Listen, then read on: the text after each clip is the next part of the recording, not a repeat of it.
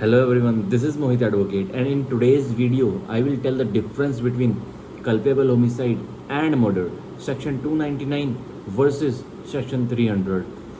This very much topic is very much important in the life of advocates and in the life of law student. And this very much topic is very much confusing.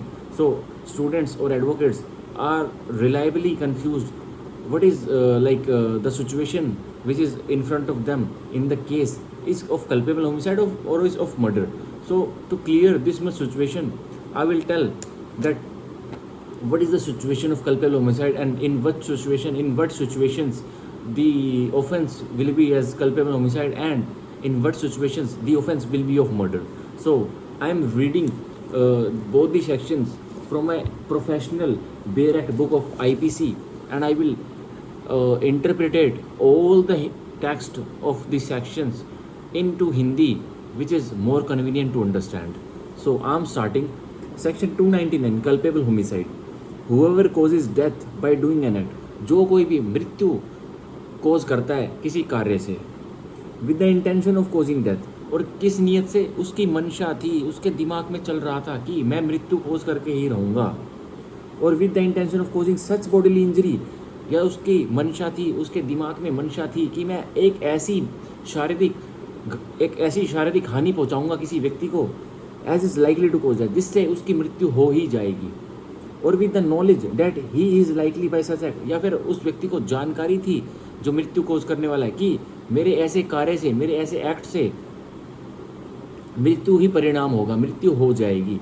Commits the offence of culpable homicide. So उसने अगर यह किया तो उसने offence किया, उस व्यक्ति ने, हमलावर ने, कल्पेबल होमिसाइड का। So in this section in 299 we see all the three degree of mens rea available. So first degree of mens rea is intention, second degree of mens rea is knowledge, and third degree of mens rea is reason to believe. So mainly we see here intention and knowledge, the two degrees, but reason to believe is absent here. So we find the trace roots of the degrees of mens rea in section 39 voluntary, from the definition voluntary.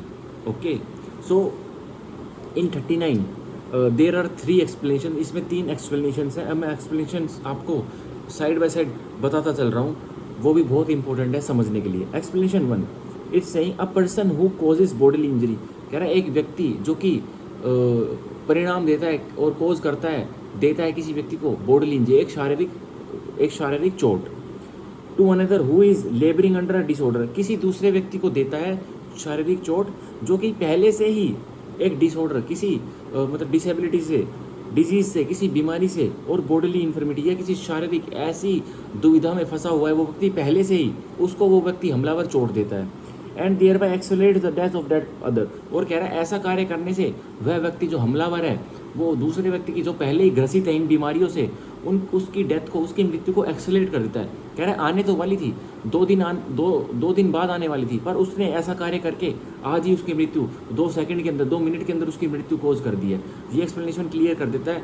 अगर कोई भी हमलावर court में आके ये defence नहीं ले सकता अदालत में आके कि भाई आज ना कल उसको मरना तो था ही और मैंने मार दिया तो मैंने कौन सा गुनाह किया, उसकी डेथ को, उस विक्टिम की डेथ को आपने एक्सेलरेट कर दिया, आपने एकदम से कल नहीं तो आज कर दिया, ऐसी वाली सिचुएशन बना दी, तो एक्सप्लेनेशन 1 क्लियर करती है कि वो भी कल्पेबल होमिसाइड ही होगा। फॉर एग्जांपल इसमें हम वो वेजिटेटिव स्टेट वाला एग्जांपल ले सकते हैं, जिसमें एक विक्टिम जो कि विक्टिम है, जिसकी डेथ कोज हुई है, तो वो 1 साल से कोमा में है और वो आईसीयू में एडमिट है, और वो 1 साल से कोमा में अपने वेंटिलेटर पर रेस्ट कर रहा है, उसकी बस सांसें चल रही हैं और वो भी मशीन्स के द्वारा, वेंटिलेटर के द्वारा चल रही है। तो भाई वहाँ पे विक्टिम जो वो व्यक्ति है जिसका मर्डर हुआ है, जिसका कल्पेबल होमिसाइड हुआ है, वो उस विक्टिम के फैमिली वाले भी परेशान, वो डॉक्टर को बोलते हैं सर 1 साल हो गया है, अब क्या करा जाए, ये इनकी सांस तो चल रही है पर ये उठ नहीं रहे हैं, वेजिटेटिव स्टेट में है, तो कृपया करके आप इस वेंटिलेटर का, इसका ऑक्सीजन सपोर्ट हटा दीजिए। जैसे ही डॉक्टर ने वो वेंटिलेटर से ऑक्सीजन सपोर्ट हटा लिया, यह सुनकर उस विक्टिम के, उस मरने वाले के, उस पेरेंट्स, उस फैमिली रिलेटिव की बात सुनकर वैसे ही उसी मोमेंट पे रही, अगर उसने ऑक्सीजन सपोर्ट हटा लिया, उस मोमेंट पे ही डॉक्टर ने कल्पेबल होमिसाइड का ऑफेंस कर दिया। ये एक्सप्लेनेशन 1 क्लियर कर देती है। कह रहा है मरने तो वो वाला था, वो व्यक्ति जो कोमा में था, पर उसने ऐसा करके ऑक्सीजन सपोर्ट हटा के उसकी डेथ को एक्सेलरेट कर दिया, तुरंत उसकी डेथ को, उसकी मौत को, विक्टिम की मौत को तुरंत उसके पास ले आया। ये एक्सप्लेनेशन 1 क्लियर कर देती है। Explanation 2, way death is caused by bodily injury. कह रहा है जहाँ मृत्यु कोज की है, की दी गई है, कैसे, शारीरिक हानि से, the person who causes such bodily injury. So बोल रहा है जो जिस व्यक्ति ने यह शारीरिक हानि कोज की है, दी है दूसरे व्यक्ति को, be deem to have cause the death, उसी को माना जाएगा कि उसी ने उस व्यक्ति की, उस हमलावर ने ही उस विक्टिम की जान ली है, ये माना जाएगा, डीम्ड हो जाएगा। Although by resorting to proper remedies, फिर बाद में वो हमलावर कहता रहे कि मैं तो प्रॉपर रेमेडीज़ इसके लिए चाहता था, मैं इसको उचित दवाइयाँ दिला सकता था, मैं इसको अच्छे से अच्छे अस्पताल में ले जा सकता था, प्रॉपर रेमेडीज़ को भी वो अगर चूज़ कर लेता वो हमलावर, एंड स्किलफुल ट्रीटमेंट, और अच्छे से अच्छी ट्रीटमेंट उसके लिए, विक्टिम के लिए, मतलब अच्छे से अच्छे ट्रीटमेंट भी दिला सकता था। Death might have been prevented, कि डेथ ऐसे करने से टल जाती। तो एक्सप्लेनेशन 2 का बहुत ही अच्छा एग्जाम्पल है। एक बंदा होता है ए और एक बंदा होता है बी, दोनों फ्रेंड्स होते हैं, पर किसी बात को लेके उनमें ग्रजेस होते हैं मन में, वैसे तो दिखाने के लिए फ्रेंड्स होते हैं पर अंदर से ग्रजेस होते हैं। तो वहीं क्या करता है, ए गाड़ी चला रहा होता है और बी बोलता है कि तुम किसी अच्छे से अस्पताल के आगे ले लो अपनी कार को, किसी अच्छे से सिटी के, कोई भी सिटी मान लो, जयपुर सिटी के किसी अच्छे अस्पताल के सामने ले लो। तो ए भाई साहब कार चलाते चलाते किसी जयपुर के 5 स्टार मल्टी स्पेशलिटी हॉस्पिटल के आगे कार को लगा लेते हैं। वहीं बी भाई साहब क्या करते हैं, उसकी बहुत धुलाई करते हैं, गाड़ी में बैठे बैठे बहुत धुलाई करते हैं और उसको गन शॉट मार के उसकी वहीं पे पेट में उसको गन शॉट मार देते हैं, पेट में गोली मार देते हैं और उसको अस्पताल के जो 5 स्टार अस्पताल है उसको वहीं पे छोड़ के चले जाते हैं। अब क्या होता है, पुलिस उसको पकड़ती है, मिस्टर ए को, जो उसको गन शॉट मार के जाता है। तो कहता है भाई मेरी क्या गलती है, मैंने तो इसको पीट उठ के अस्पताल के सामने फेंका था, ये कोई इसको अंदर नहीं उठा के ले गया, तो मेरी क्या गलती है, मैंने तो कुछ किया ही नहीं, मैं तो इसको स्किलफुल ट्रीटमेंट के लिए और प्रॉपर रेमेडीज़ के खुद इसको अस्पताल के बाहर छोड़ के आया था। अब इसकी किस्मत, इसको किसी ने देखा नहीं और इसको अंदर नहीं उठा के ले गए, तो मैं क्या करूँ। तो एक्सप्लेनेशन 2 ऐसे क्लियर कर देती है कि आप बेशक से उसको कैसी भी रेमेडीज़ दिला सकते थे, आप ये नहीं कह सकते कि भाई मैंने इसको 5 स्टार अस्पताल में एडमिट करवा दिया और इसको ऐसा कर दिया, इसको बहुत अच्छी ट्रीटमेंट दिलाई, बहुत पैसा खर्च करा और आपने हमला किया था और आप बाद में ऐसा कह रहे हो अदालत में, तो कोर्ट कहेगी shut up and you are being tried of culpable homicide, so shut up. Explanation 2 is shutting you off. Explanation 3 is saying it is very important explanation, the causing of the death of a child in the mother's womb. जो कह रहा है जो मृत्यु होती है एक बच्चे की जो कि माँ के गर्भ में पल रहा है, इज़ नॉट होमिसाइड। कह रहा है वो किलिंग नहीं है, इज़ नॉट होमिसाइड, वो किलिंग नहीं है, वो हत्या नहीं है, but it may amount to culpable homicide. तो कह रहे हैं वो हो सकता है कल्पेबल होमिसाइड, वो हो सकता है फिर भी to cause the death of a living child, की मृत्यु हो जाए किसी जीवित बच्चे की। If any part of dead child has been brought forth, की कोई हिस्सा उस माँ के घर में जो बच्चा पल रहा है, कोई भी हिस्सा उसकी जहाँ से बच्चे की डिलीवरी होती है, अगर कह रहा है कोई भी हिस्सा उस बच्चे का उस योनि में से अगर बाहर आ जाता है, एक छोटी सी उंगली भी अगर बाहर आ जाती है, एक छोटा सा पैर का अंगूठा, कोई छोटी सी उंगली भी बाहर आ जाती है, अगर ऐसे कोई होमिसाइड हुआ है तो कह रहा है वो उसको हम कल्पेबल होमिसाइड मान लेंगे। ये एक्सप्लेनेशन 3 क्लियर कर रही है। कह रहा है जब तक गर्भ में है और अगर उसकी मृत्यु हुई है तो कोई होमिसाइड नहीं है, वो फिर मिसकैरेज वाले ऑफेंसेस बन जाएंगे। 312 से लेके 315 तक उसके ऑफेंसेस हैं आईपीसी में। और कह रहा है अगर वो अंदर ही अंदर है, मतलब थोड़ा सा भी बाहर निकल का है वो बच्चा माता के गर्भ में से, योनि में से, तो कह रहा है अगर ऐसा हुआ है फिर वो कल्पेबल होमिसाइड है। अगर उस बच्चे का कोई भी पार्ट, एक छोटा सा हिस्सा भी अंग का, उसके शरीर का, बच्चे का जो मदर वूम में पल रहा था, अगर वो बाहर आ चुका है और फिर उसकी हत्या हुई है तो वो कल्पेबल होमिसाइड मानेंगे उसको। ये एक्सप्लेनेशन 3 बोलती है। इसका लैंडमार्क केस है रेग versus Govinda, REG versus Govinda. इसमें बहुत अच्छी तरह से इंटेंशन और नॉलेज को एक्सप्लेन किया गया था ऑनरेबल सुप्रीम कोर्ट ने। तो इसमें बहुत सारी और प्रीवियस जजमेंट्स को अपहेल्ड किया गया था कि हाँ उस जजमेंट में भी यही बोला गया था कि इंटेंशन और नॉलेज तो होनी चाहिए, विदाउट इंटेंशन एंड नॉलेज ये कुछ भी नहीं हो सकता। सो ये हमारा था सेक्शन 299। अब हम पढ़ेंगे section 300 of IPC, which is very much important section, that is saying marginal heading murder. So what is murder? Murder it's saying accept in the cases here in after accepted, कि उन cases को छोड़ दो जो यहाँ पे छोड़े गए हैं, उन पर ध्यान मत देना। आगे पढ़ो। Culpable homicide is murder if the act by which the death is caused is done with the intention of causing death. कह रहा है कल्पेबल होमिसाइड ही मर्डर है if the act by which the death is caused, अगर वो कार्य जिससे मृत्यु की गई है, कोज की गई है, मतलब दी गई है, is done with the intention, और कैसे कैसे वो मृत्यु वो कार्य किया है, इंटेंशन के साथ, इंटेंशन के साथ, जो मानसिक दुर्भावना है, जो माइंड की हाईएस्ट डिग्री है उसके साथ, इंटेंशन के साथ, मतलब करना ही था वो डेथ ऑफ कोजिंग डेथ। और इंटेंशन किस चीज़ की थी कि मेरे को मृत्यु देनी ही थी। तो मेनली इसमें हमारी बहुत ही अच्छी एक लाइन है जो हम पेपर्स में लिखते हैं, वो हम लिख सकते हैं यहाँ पे कि culpable homicide is genus and murder is it's स्पीसी। Culpable homicide एक जाति है और मर्डर एक उसकी एक छोटी सी प्रजाति है। तो हम मान सकते हैं कल्पेबल होमिसाइड एक बहुत बड़ा गोला है, मतलब एक बहुत बड़ा सर्कल है, एंड मर्डर एक उस बड़े से सर्कल में एक छोटा सा भाग है, उसकी प्रजाति है। तो हम इसको ये भी कहते हैं that culpable homicide is genus and murder is it's स्पीसी। And now mainly जो ये मर्डर का क्लोज 1 है, जो मर्डर का क्लोज 1 है, जो except as hereinafter expect बोला गया, एक्सपेक्टेड बोला गया है, तो ये यही लाइन को पूरा करने के लिए बोला गया है कि सारे मर्डर कल्पेबल होमिसाइड से ही उत्पन्न होते हैं, जन्म लेते हैं, कोई भी मर्डर अलग नहीं है, सारे मर्डर पहले कल्पेबल होमिसाइड बनेंगे फिर ही वो मर्डर बनेंगे। ओके, सो अब सेकंड प्रोवाइजो, अब sorry close second of section 300 बोलता है।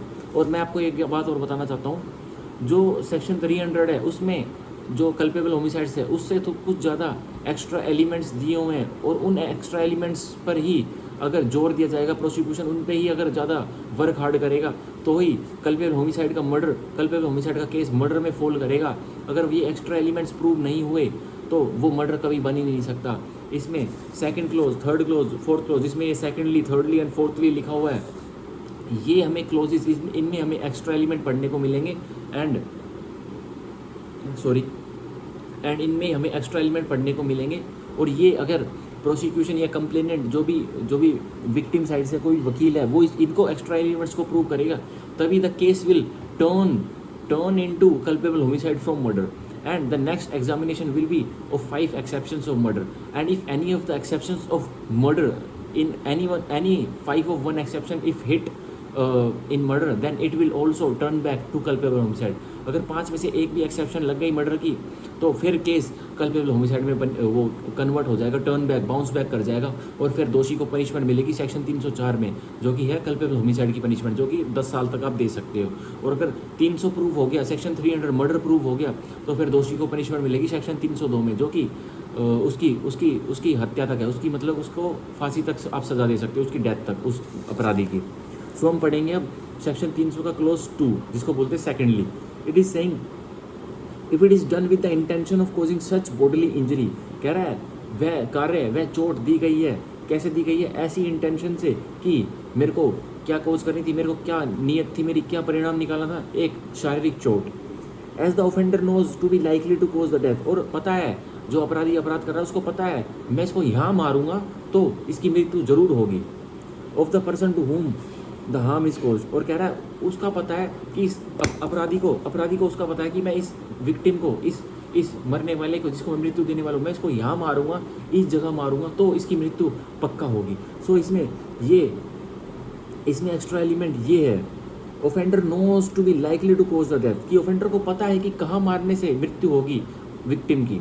अब third clause is very important, if it is done with the intention of causing bodily injury to any person, कह रहा है अगर चोट दी गई है किस नीयत से, किस मानसिक नीयत से कि मेरे को शारीरिक इंजरी हार्म करना है, हानि पहुंचानी है, टू एनी पर्सन, किसी व्यक्ति को, and the bodily injury intended to be inflicted is sufficient, और कह रहा है जो शारीरिक हानि उसने अपराधी ने पहुंचाई है विक्टिम को, वो इतनी सफिशिएंट है, वो इतनी संतोषजनक है in the ordinary course of nature की सामान्य रूप से अगर किसी और को भी वो दी जाए उतनी इंजरी, उतना शारीरिक हानि टू कोज डेथ, वो सफिशिएंट है, वो बहुत ही आराम से किसी की मृत्यु कर देगी। ये हमारा थर्ड क्लोज था सेक्शन 300 का। अब fourthly it is saying if the person committing the act knows that it is so imminently dangerous that it must in all probability, so कह रहा है जो व्यक्ति हत्या का एक्ट, जो व्यक्ति किसी की जान लेने वाला, हत्या करने वाला, उसको ये पता है, the act knows that it is so imminently, कह रहा है ये इतना उसको नॉलेज है, उसको जानकारी है उस व्यक्ति को कि ये इतना खतरनाक कार्य है कि अगर मैं किसी भी रूप से इस कार्य को कर दूंगा तो हर तरीके से, हर संभव तरीके से उस विक्टिम की, जो मरने वाला है, उसकी मौत ही रिजल्ट होगा। कोज डेथ, वो तो मृत्यु कोज कर देता है उस बंदे की। और सच बॉडली इंजरी, या कह रहा है कोई ऐसी शारीरिक चोट दूंगा, हानि दूंगा, ऐसी लाइकली टू कोज डेथ, कह रहा है, या उसको हर प्रोबेबिलिटी है, हर संभव उसको पता है कि अगर मैं ऐसी चोट दूंगा उसके शरीर पर तो उसकी डेथ ही होगी, उसकी मृत्यु ही होगी। And commits such act without any excuse, और ये अब रेसिड्यूरी प्रोविजन छोड़ देता है in second close, third close, fourth close के बाद अब ये जो लेटर पार्ट है, and commits such act without any excuse. अब इसमें कोई वकील साहब है, वो कोई भी और एक्सेप्शन ऐड कर सकते हैं। Commits such act without any excuse, कह रहा है किसी ऐसे एक्सक्यूज, कोई भी उसके पास एक्सक्यूज नहीं था और उसने कोई एक्ट कर दिया, तो ये जो और भी अदर डिफेंसेस, रेसिड्यूरी एंट्री छोड़ देता है सेक्शन 300 का लेटर पार्ट। ये कोई अपराधी कोई ऐसा कार्य करता है जो कि बिना किसी एक्सक्यूज में पड़ता है, for incurring the risk of causing death और सच इंजरी एज फॉरसेड, जो कि बना देता है मृत्यु होने के भाव, और मृत्यु होने के भाव किस कारणवश, कोई इंजरी, कोई हानि होने के कारणवश, जो ऊपर बताई गई है। ये सेक्शन 300 मर्डर है और ये बहुत ही इंपॉर्टेंट सेक्शन है। इसमें लैंडमार्क जजमेंट हम आप देखते हैं, इसमें लैंडमार्क जजमेंट है, इसमें लैंडमार्क जजमेंट हम देख लेते हैं। इसमें landmark judgment state of Andhra Pradesh versus R Punnayya 1977 supreme court, and another landmark judgment is मोर्चा वर्सेस स्टेट ऑफ राजस्थान। इसमें बहुत अच्छी तरीके से मर्डर को एक्सप्लेन किया हुआ है कि मर्डर और कल्पेबल होमिसाइड में क्या डिफरेंस है। सो मेनली मोटा मोटा डिफरेंस तो यही है कि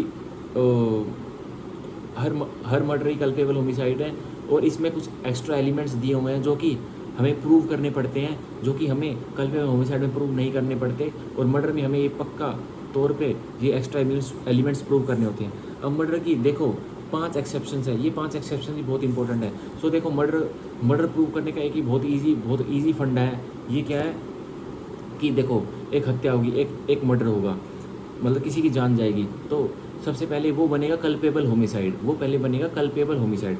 उसके बाद एग्जामिनेशन होगी, वो कल्पेबल होमिसाइड तो बना ही चुका है, एग्जामिनेशन होगी किसकी, मर्डर की, कि क्या ये हत्या है, मर्डर की एग्जामिनेशन होगी। इन चारों क्लोज की एग्जामिनेशन होगी, इन चारों क्लोज में अगर केस आया तो फिर एग्जामिनेशन होगी इन 5 एक्सेप्शंस की, और इन 5 एक्सेप्शंस में वो केस आया तो वो फिर से वो एक्ट, वो मृत्यु सीधा टर्न बैक कर जाएगी कल्पेबल होमिसाइड में। अगर ना तो ये 5 एक्सेप्शंस लगी तो वो मर्डर का मर्डर रह जाएगा और पनिशमेंट मिल जाएगी 302 में मृत्यु दंड तक उस अपराधी को।